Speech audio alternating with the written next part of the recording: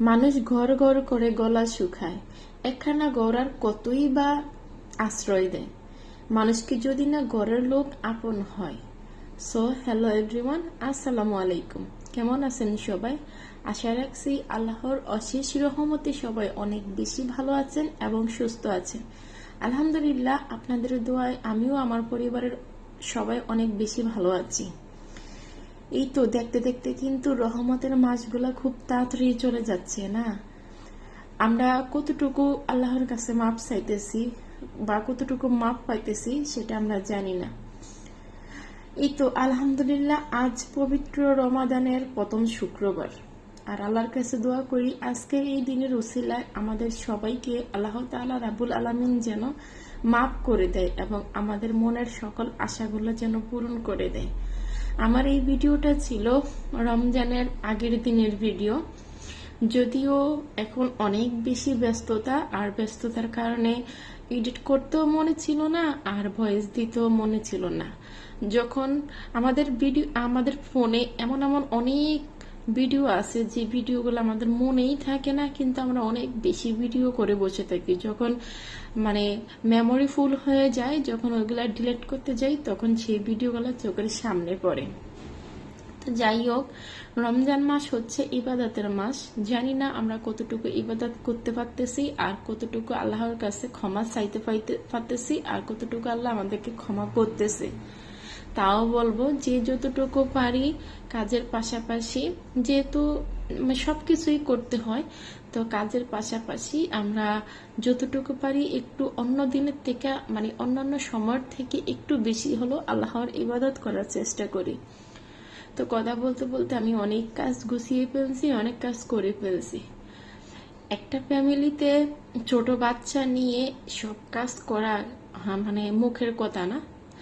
তো যাই হোক, বাচ্চাকে নিয়ে সম্পূর্ণ কাজ রেডি করতেছি। যেহেতু বললাম আমার ভিডিওটা ছিল রমজানের আগের দিন, তো আগে আমরা দেখতাম কি, রমজান আসলে দেখতাম মাসাসি খালারা কি করতো, পবিত্র মাস আসবে বলে পবিত্রতা রক্ষা করতে চাইতো। তারা ঘরের যাবতীয় সব কাজগুলা করার চেষ্টা করতো, ঘর গোছানো থেকে শুরু করে ঘরের পর্দা চাদর সবকিছু পরিষ্কার করতো, চেঞ্জ করতো। সবার মনে মনে একটা পবিত্রতার জায়গা নিত আর কি, যে রমজান মাস আসছে, তো আমরা আগের কোনো কিছু ধুলাবালি কোনো কিছু ব্যবহার করব না, আমরা পবিত্রতা রক্ষা করব। আর এখন রমজান আসলেই সবাই ভীষণ পরিমাণের খাওয়া দাওয়া নিয়ে ব্যস্ত হয়ে পড়ে, যে রমজান আসলে এত এত খাওয়া দাওয়া করতে হবে, এত এত খাওয়া দাওয়ার জিনিসগুলো আগে থেকে প্রয়োজন করা শুরু করে দেয়। আমার আইডিতে ভাই আবার ওই সমস্ত ওইগুলা পাইবেন না। হ্যাঁ, রমজান মাসে যে একদম সারা দিনই ব্যস্ত থাকবো, কোনো খাওয়া দাওয়া করতে পারবো না, কোনো খাওয়া দাওয়ার কাজ করতে পারবো না, তা কিন্তু না। আমরা সবকিছুই করার চেষ্টা করে থাকি বা সবকিছুই করি, যতটুকু পারি ততটুকুই করার চেষ্টা করি। ওই আগে থেকে একদম ফ্রিজ ভর্তি। আমার মনে হয় কি, এখন ফেসবুকে না আসলে হয়তোবা জানতেই পারতাম না যে রমজান মাস আসলে রমজান মাস কি নিয়ে আসে আর রমজান মাস কেন আসে। আর এখন ফেসবুকে এসে জানতে পারলাম যে রমজান মাস শুধু খাওয়ার জন্যই আসে। কারণ মানুষ যেই পরিমাণের প্রয়োজন করা শুরু করছিল রমজানের আগের দিন, বাবারে বাবা, আমি তো পুরো দেখেই অবাক। এমন কোনো আইডি নাই যে কোনো খাবারের জিনিস প্রয়োজন করা শুরু করে না। মনে হয় একমাত্র আমার আইডি দিই। যাই হোক, যার যার ব্যক্তিগত ব্যাপার, ওইগুলা নিয়ে আমি কথা না বলি। তো আমার ঘরের সম্পূর্ণ কাজ গোছানো শেষ। তো সানি একটু অসুস্থ ছিল, ওকে আবার নিয়ে চলে গেলাম ডাক্তারের কাছে। কাজ অর্ধেক রেখে ওকে নিয়ে ডাক্তারের কাছে চলে গেলাম। ডাক্তারের কাছ থেকে এসে ছেলের জ্বর মুখে একটু টমেটো মাখা খেতে চেয়েছিল, তাই তাকে একটু টমেটো মাখা করে দিলাম। আর ভিডিওর এই পর্যায়ে এসে বলি, যারা যারা এতক্ষণ আমার ভিডিওটা ফুল ওয়াচ করছেন সবাইকে অসংখ্য অসংখ্য ধন্যবাদ। সবাই এভাবে আমাকে ভালোবাসা দিবেন এবং এভাবেই আপনাদের পাশে রাখবেন। তো রান্না বান্না সবকিছু শেষে আমার একটা ছোট্ট পার্সেল চলে আসছিল, সেই পার্সেলটাই আমি এখন আনবক্সিং করতেছি। অনলাইনে কেনাকাটা করতে আমার অনেক বেশি ভালো লাগে, আর আমি মার্কেটে গিয়ে বাচ্চাকে নিয়ে হেঁটে হেঁটে মার্কেট করা আমার কাছে অনেক বেশি বিরক্তকর মনে হয়।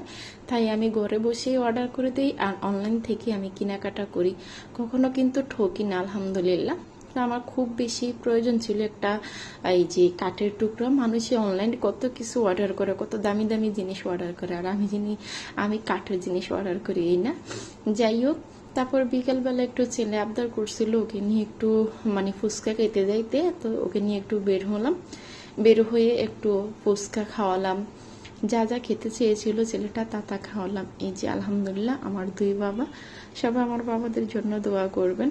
বড় ছেলেটা মাদ্রাসায় পড়ে, অনেক বেশি অসুস্থ থাকে আজ কয়েকদিন যাবত। তো যে জায়গায় ফুচকা খেতে গেলাম ওই জায়গাটা আমার অনেক বেশি পছন্দের একটা জায়গা, অনেক বেশি ভালো লাগার জায়গা।